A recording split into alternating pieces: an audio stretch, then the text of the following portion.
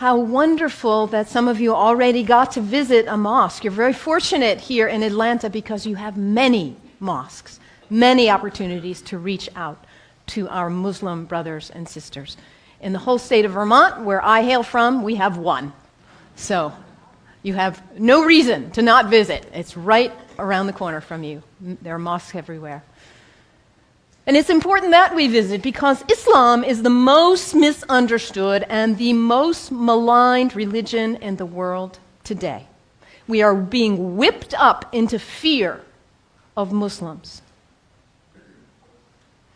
And when we are afraid, we're stupid, actually.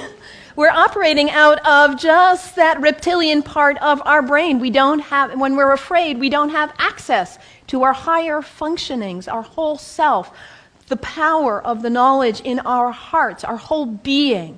We're resigned to a small place of living. Ali, the son-in-law of the Prophet, says, people are afraid of what they don't understand. So my hope today is to share with you a little bit about what I love about Islam in order to invite you to a place of more understanding and less fear. Islam is very practical. If you are looking for insights about how to live a good life, how to be a good person, Islam has wonderful gems to offer to you. One of the things I love most about Islam is that it invites us to be concerned about what is the most important thing in life. To get our priorities straight. What is it for you?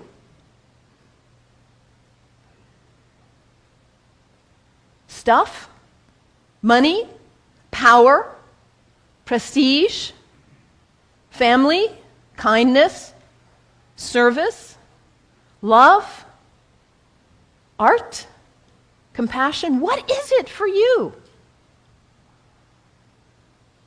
If you get nothing else out of today, take that one question and live into it.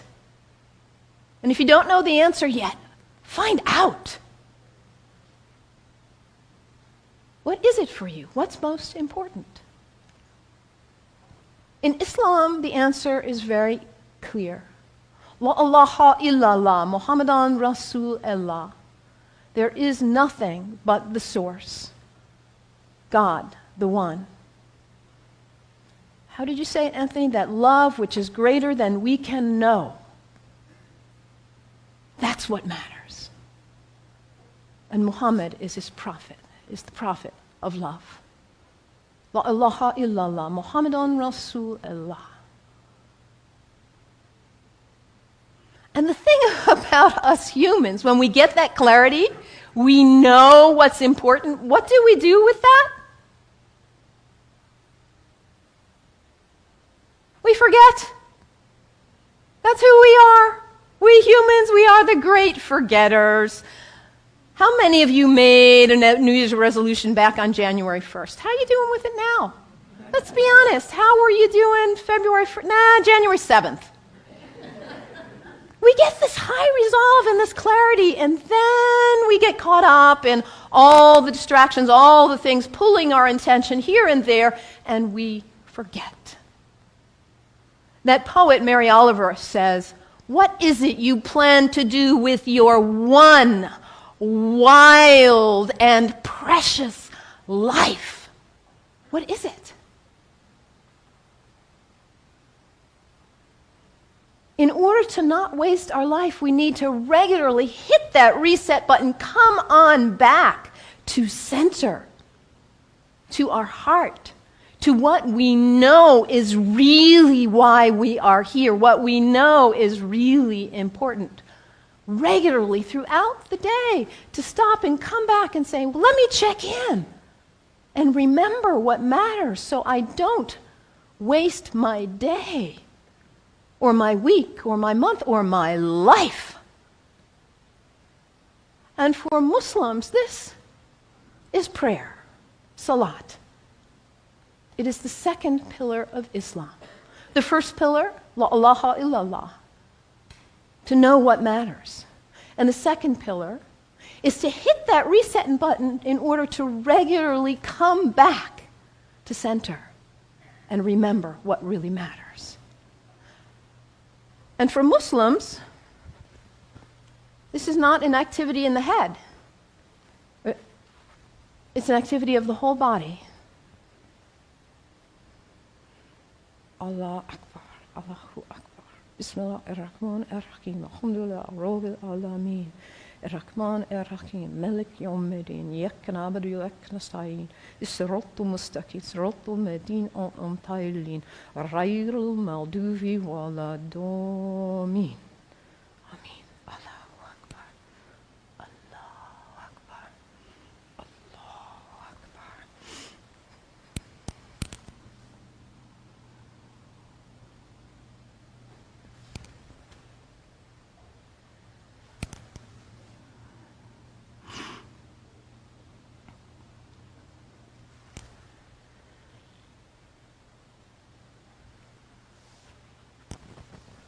Can you imagine how limber you'd be if you did that 17 times a day?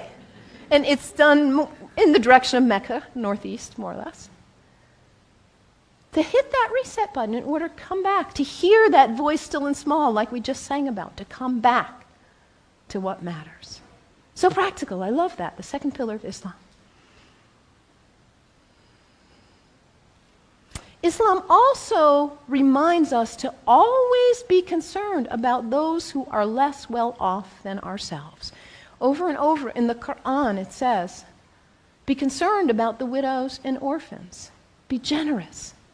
I brought some soup as a symbol of generosity, giving,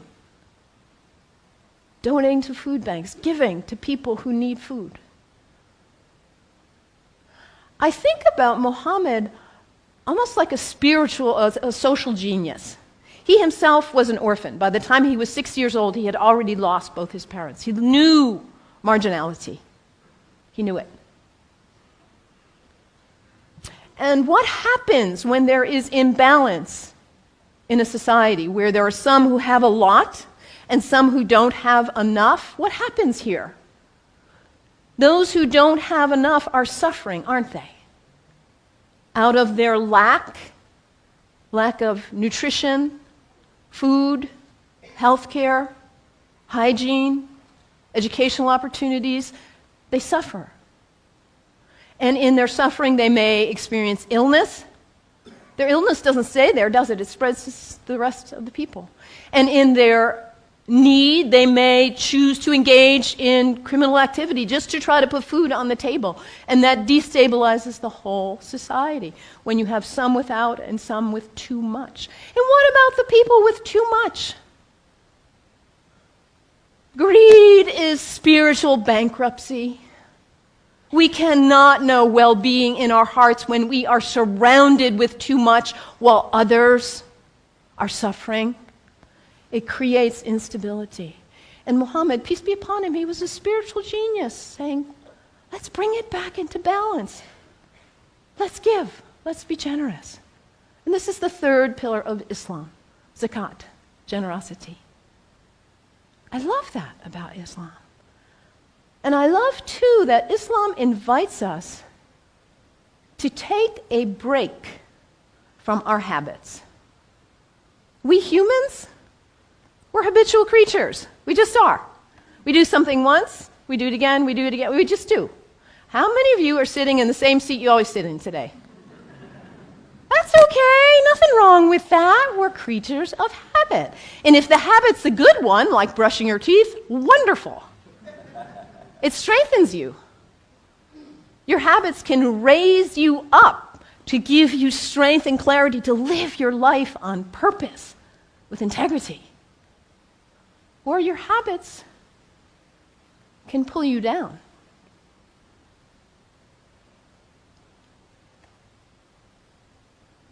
To take a break from your habits, because what happens when you try to take a break from your habit, when you try to stop reaching for whatever it is and you cannot? What is it for you? Coffee? Sugar? Alcohol? Drugs? Sex? Shopping? Your cell phone? Your tablet? Gossip? What is it for you, this behavior that you're caught in? You know it's not worthy of your best self, and yet there you are. It's addiction, isn't it? When we can't stop reaching for it, we can't stop doing it. And yet your life is so valuable, you matter. And to live your life on purpose and to cultivate the habits that raise you and strengthen you so you can be your most beautiful, best, loving, caring, giving self. So to take a break from your habits so you see who's in the driver's seat in your life. And put yourself back in the driver's seat. Whatever it is for you, there are other people in this room who have also struggled with addiction in this way and who have overcome it. You can get help. You can do it. Your life matters. It's valuable. This is the next pillar of Islam, fasting. Fasting not just from food, but fasting from other activities and behaviors as well. And when we fast from food in particular, and it says over again and again in the Quran, fasting is good for you if you only knew. Because we put too much in our bodies, don't we? We stress them. We overeat and put junk. And we don't honor the beauty of ourselves. And also, when we fast, hunger is not a theory in the head, it's an experience in the body when we fast from food, that feeling. And then when you see somebody else on the street who is begging, it's not a theory. You feel empathy because you know what hunger feels like. It's harder to close your eyes and walk right on by.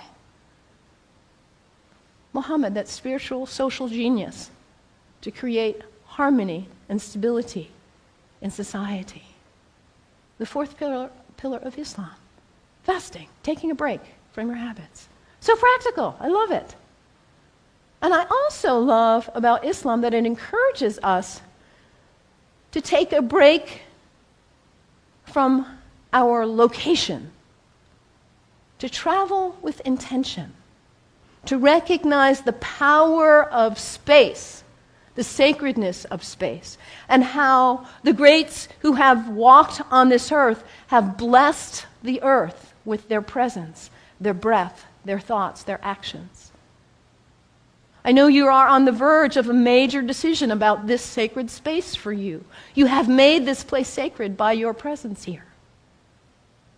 And as you perhaps choose to move on, you will perhaps make a new place sacred by your use and your love. The earth is sacred. Our places are sacred. And when we travel with intention, we are changed by it. This is the fifth pillar of Islam, pilgrimage. And for Muslims, the pilgrimage is to Mecca, which none of us will probably go there. But where is pilgrimage for you? My last name is Kennedy. My family is Irish. My parents have gone to Ireland. My mother says there are no words to express what it is like to walk in that place of our ancestors, of the great Celtic saints and sages. It may not be Ireland for you or Mecca, but where is it for you? Anybody been to Walden? The place where that great book was written? It's a place of pilgrimage for many of us. Anybody been to Transylvania? A place of pilgrimage for many of us. And what happens when we go? We leave our usual haunts. We travel with intention. We let ourselves be changed, be opened by new experiences, new interactions. And we come back and we are not the same. We look at our lives and we say, why was I doing that?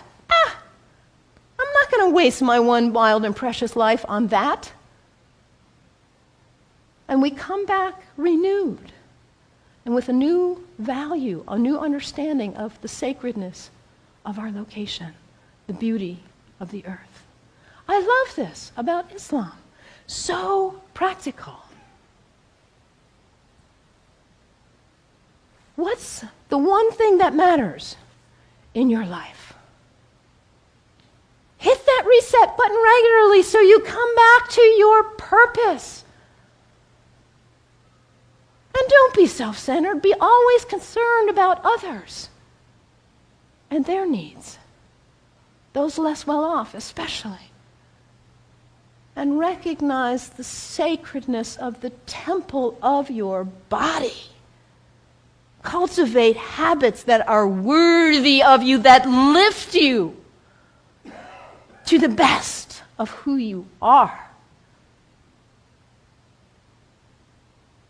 And recognize the sacredness of space and the gift of the ancestors, the sages, the saints, the prophets who have gone before us and held a beacon of example for us. Travel with intention. Let yourself be changed. The 5 pillars of Islam.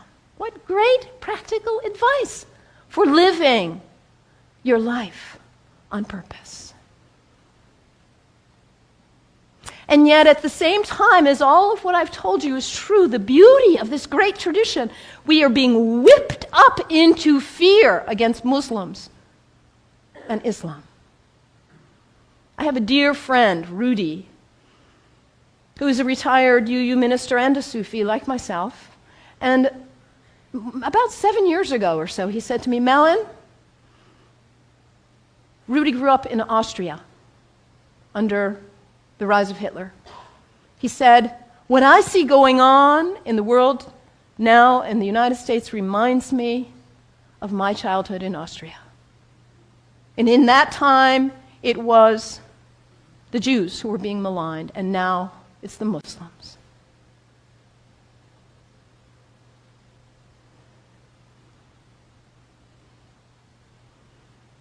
Hermann Goering, the right-hand person of Hitler, a Nazi. In the Nuremberg trials, he said something like this: the people do not want war. That's a given. But the people can be brought to the bidding of their leaders. It works the same in all countries, whether it's a dictatorship, a democracy, socialist, doesn't matter. All you have to do is convince the people they are under attack, make them afraid, condemn the pacifists for being unpatriotic, and the people will come to the bidding of their leaders. We're in the midst of such a time. People are afraid of what they don't understand. I implore you, do not fall for this ruse.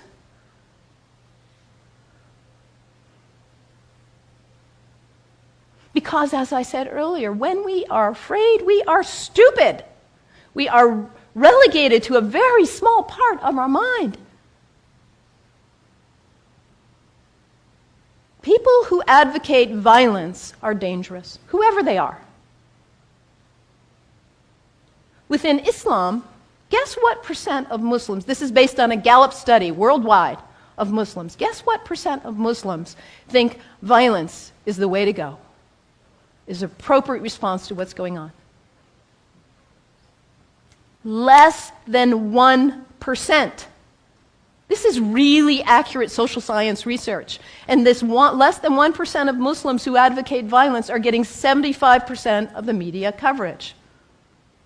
This less than 1%, yes, they are dangerous.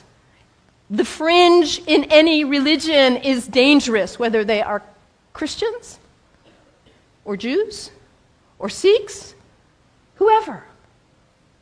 Folks who feel compelled to use violence. This minority in any religion is dangerous. When we hear about Christians, we know not to equate the minority who would bomb an abortion clinic with all of Christians.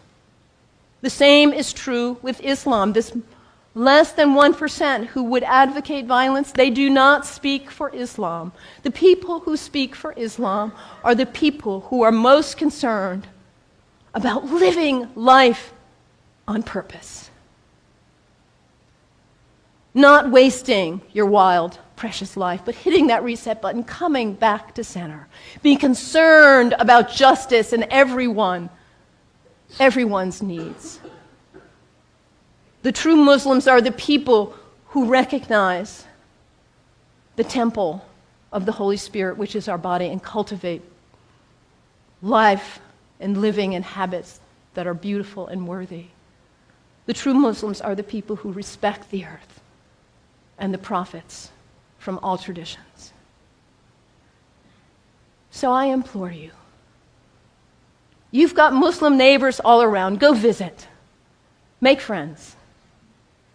Do not let yourself fall into this trap of being afraid of what you do not know. And take the example from the great tradition of Islam and live your one wild and precious life on purpose. May it be so. May it be so. Blessed be. Amen.